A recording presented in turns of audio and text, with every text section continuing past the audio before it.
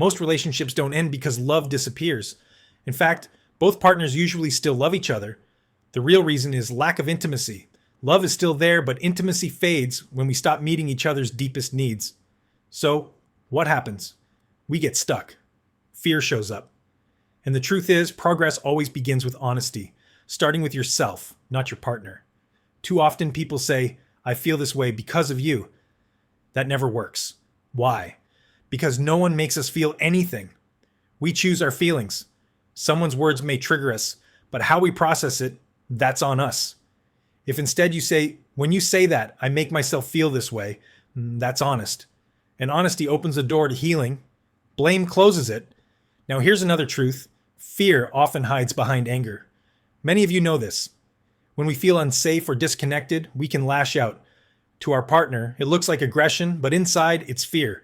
Especially in relationships, masculine and feminine energies collide, and instead of connecting, we fight.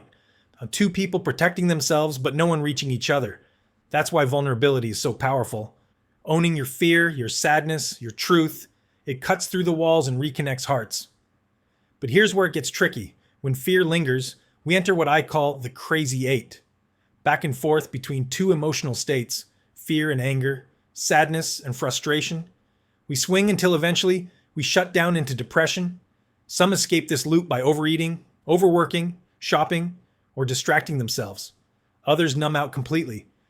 But unless we break the pattern, intimacy disappears. So how do we break free?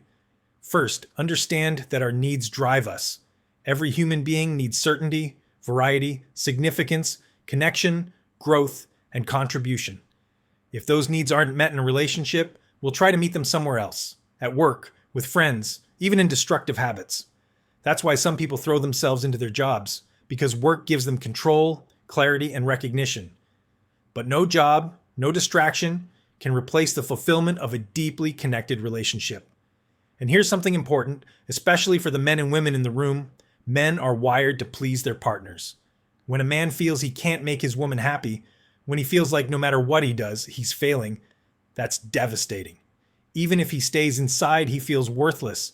And many men give up, not because they stop loving, but because they feel powerless to win. Ladies, remember this. When you light up, when you show joy, it ignites his soul. He doesn't need perfection. He needs to feel that he matters to you. And men, hear this. Women don't just want you present. They want you connected. Not just providing, but truly seeing them. Because when a woman doesn't feel safe, her nervous system goes into fear. And that fear might look like anger, distance, or shutting down. But underneath, it's a cry for connection. So what's the solution? Drop the blame. Be vulnerable. Own your emotions. Ask, what rules am I living by that keep me from feeling connected? What needs am I not meeting from my partner? What needs of mine am I expecting them to fulfill instead of owning myself? Because at the end of the day, love is not enough. It takes intimacy. It takes meeting each other's needs at the deepest level. And intimacy begins when you stop pointing the finger outward and start turning inward. Remember, fear disguises itself as anger, but vulnerability breaks that mask. Love is always there, but intimacy is a choice. One you make every day with honesty, presence, and connection.